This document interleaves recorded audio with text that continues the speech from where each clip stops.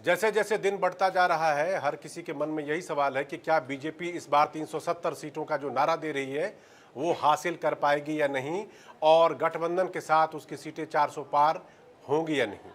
तो आज weekend special ये शो करने के लिए हम यहाँ पर हाजिर हैं और हमारे साथ बहुत ही खास मेहमान हैं, एक से बढ़कर एक, जिनके पास के तजुर्बा है, अनुभव है और उन्होंने एक नहीं बल्कि कई चुनावों को देखा है। उनसे हम जानने की कोशिश करेंगे कि क्या वाकई इस बार ये 370 का जो जादुई आंकड़ा है बीजेपी की नज़र से वो पूरा होगा या नहीं। तो सबसे पहले मैं अपने गेस्ट को, अपने मेहमानों को आपसे मिलवाता हूं, उसके बाद उनके पास जाएंगे और बात करेंगे। तो हमारे पहले मेहमान हैं रामकृपाल सिंह जी।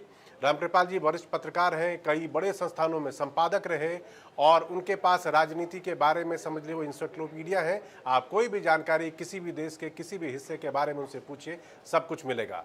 हमारे अगले मेहमान हैं प्रेम कुमार जी, राजनीतिक विश्लेषक हैं। इन्होंने भी लगातार चुनाव के बारे में जितना अध्ययन किया वो किसी स्टूडेंट के लिए समझिए क्लास रूम की पढ़ाई से वो ज़्यादा है।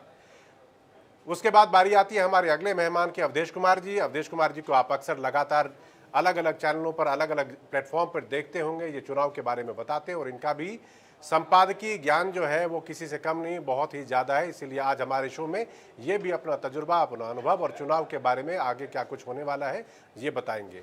और हमारे आज के जो चौथे मेहमान हैं वो बेहद खास हैं और वो हैं आशीष रंजन।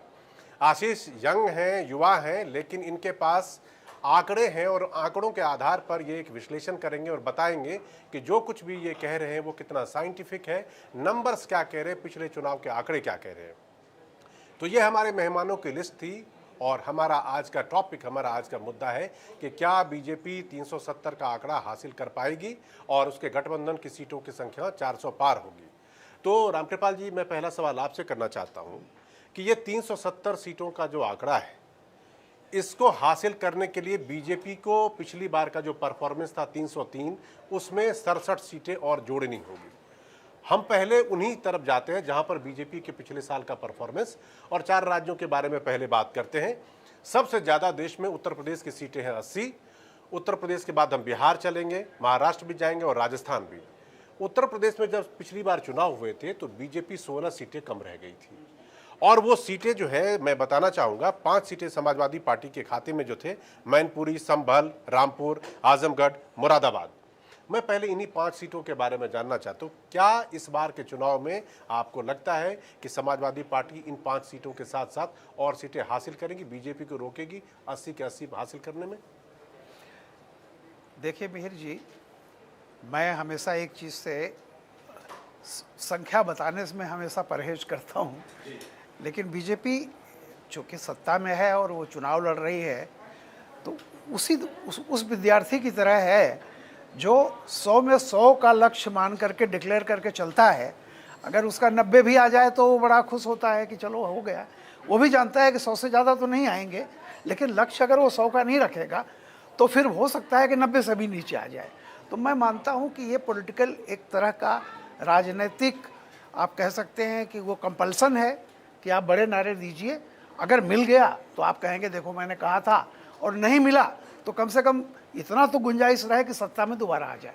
तो कहने का मतलब है कि 370 जो संख्या बताई जा रही है, जी। आप इसे एक बड़ा टारगेट बता रहे हैं। बिल्कुल बिल्कुल बिल्कुल, जरूरी नहीं कि उससे नीचे भी आ। हाँ बिल्कुल सही है, ये मैं कह रहा हूँ।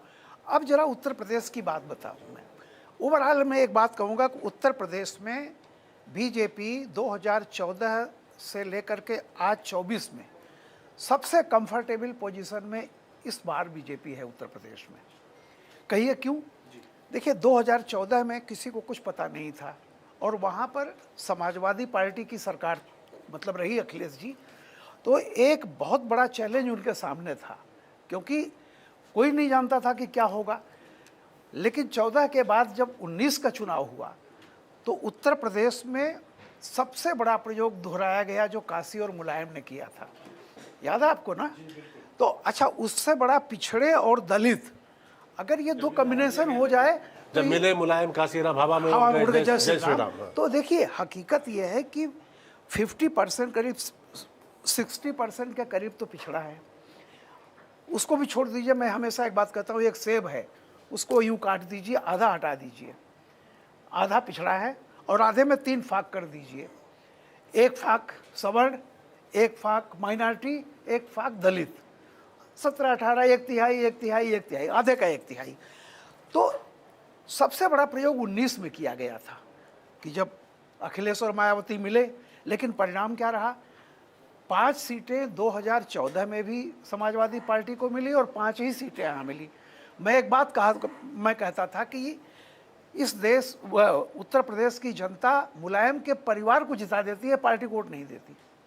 5 मैं ये नहीं कह रहा हूँ कि एग्जैक्टली उन्हीं के घर के सब लोग हैं, लेकिन उनके परिवार के या बहुत परिवार के नज़दीकी लोग जीत जाते हैं। तो इस बार की स्थिति मैं इसलिए कह रहा हूँ, पिछली बार जो पूर्वांचल में कई सीटें, करीब 7 सीटें जो बीजेपी हार गई थी, उसमें ओम प्रकाश राजभर का बहुत बड़ा योगदान था। इस बार राजभर इनके साथ हैं, तो एक तो देखिए बीजेपी का फायदा। और मैं बताऊं, आजमगढ़ की सीट जो 2019 में अखिलेश ने जीती थी, जितना वोट बीजेपी पाई थी, बाई इलेक्शन में बीजेपी उससे कम वोट पाई, लेकिन वो सीट बीजेपी के पास आ गई।